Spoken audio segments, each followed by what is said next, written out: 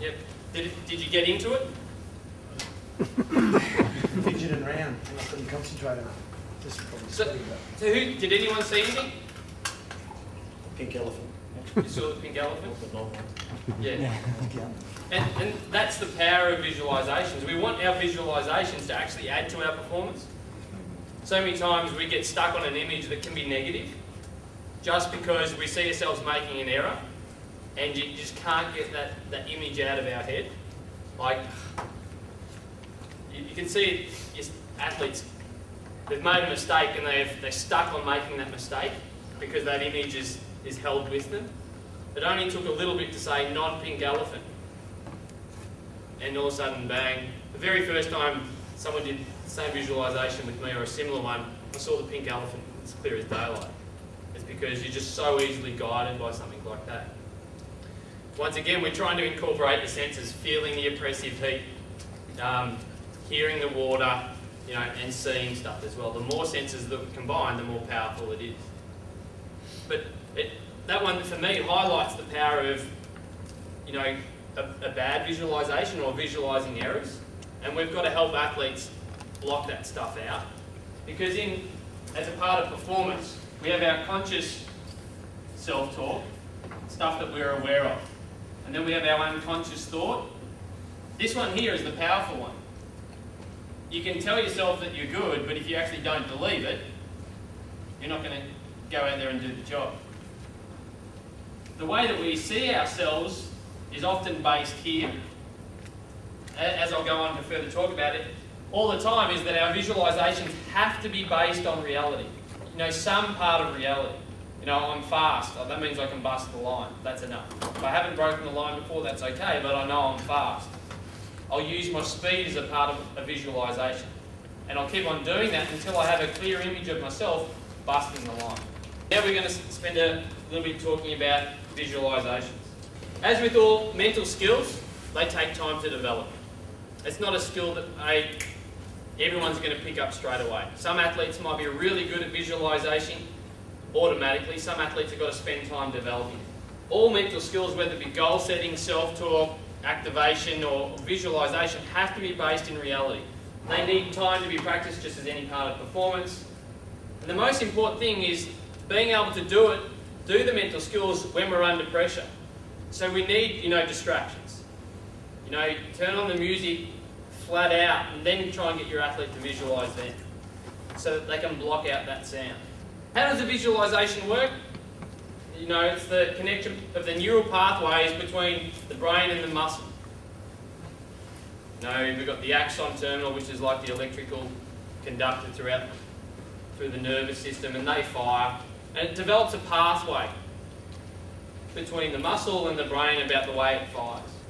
Two ways to generally visualise. One is the third-person perspective, where you'd be actually watching a performance on television, and the more powerful one where you're actually experiencing it.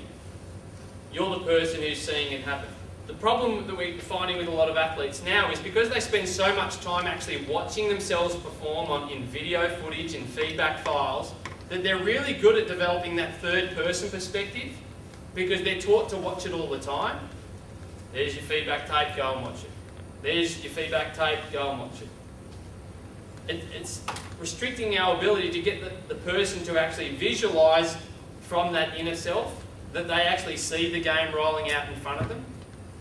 And we've got to spend time countering that. So, and that's something that's come up as, performance analysis and feedback is becoming a more integral part. Why do we want to visualise? Because it makes that pathway between the brain and the muscle clearer and stronger. There's less, disruptions to that message getting through from the brain and the muscle. Ultimately, we want that to be flowing easily, uninterrupted. It improves performance enhancement, consistency. When do we visualise? All the time. Whether it be something where you actually sit down as a structured thing and go, okay, I'm going to spend 20 minutes twice a week visualising. Or whether it's something that you just start doing all the time. Okay, I've got a day off, but I'm out, and I'm a footballer, and I'm out having a game of golf. I actually want to visualise this putt. Now, the visualisation can be pretty easy. There's the hole, Now let's draw the line over the surface of the green of which way the ball's going to break when I putt it. It's pretty simple. It doesn't have to be something super complex, but you've got to get in the habit of doing it regularly. Now, what can we use visualizations for? Skill development and maintaining skills. Visualization is a huge part of learning. You can do the learning profiles test and see where somebody's, a kinetic learner. They've got to go out there and do it and experience it. Whether somebody is an auditory learner, you can just tell them to go out and do it. And then you're going to have your visual learners as well. Visual learners can really benefit from developing strong visualizations. It helps them perform under pressure. It helps for confidence development, learning recall. It's a strong benefit for athletes that are injured to spend time visualising. There's no replication of training, but it still aids in the firing of the neurons, firing of the nervous system that keeps on sending the message to the working muscles.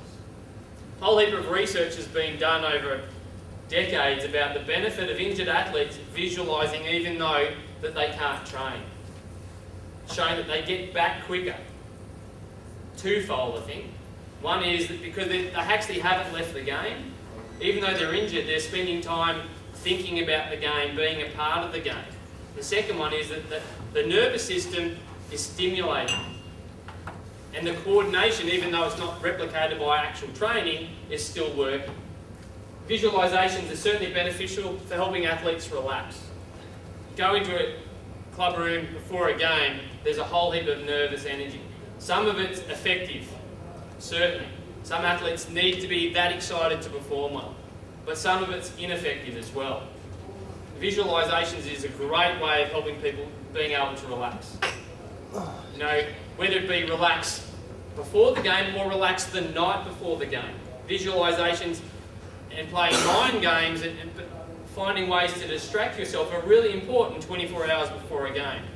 If your athletes have trouble going to sleep, tossing and turning a night before the game, it's generally because they're thinking too much. You can't stop thinking. You've actually got to replace it. So replacing it to a visualisation or a relaxation strategy that includes visualisation is hugely beneficial because you're stopping the thought about the game. You're replacing it. Okay? For me personally, I've got 3 or 4 things that I do in terms of visualisation if I can't leave work at work. One of them is to walk around my family farm in my head. I only go there when I'm on holidays, and for me, I love the farm. So just to walk around the farm in my mind helps me relax. Another one is a holiday we've been to in Europe. Just to recall the places that we went, things that we ate, things that we did, is really simple ways of stimulating a quick visualisation and replacing that over-analytical thought about how am I going to go tomorrow. It doesn't have to be complicated. It doesn't have to be I'm sitting here and I'm listening to a visualisation tape that's putting me in the zone. A visualisation can be really beneficial for athletes and helping them do little things well. It can help athletes get activated. For me, by the birth of my sons, the most exciting thing that I've ever done is walk out as a part of the opening game ceremony at Commonwealth Games. I only have to, start talking about it, and the image of coming around through that tunnel before we walked out on there puts the hairs on the back of my head up on end. Athletes need to be able to bring themselves up if they're flat and bring themselves down if they're overexcited. Visualizations is another way that you can do that. Certainly, empowering a visualization to improve goal attainment or motivation is fundamental. See yourself doing it, even though the task is 6 weeks away, break that, that marathon down and see yourself running that last, 2K really fresh and vibrant up on your toes. And now go out and do your run. Okay? So it's about using visualization a whole heap of different ways. We want for skill development,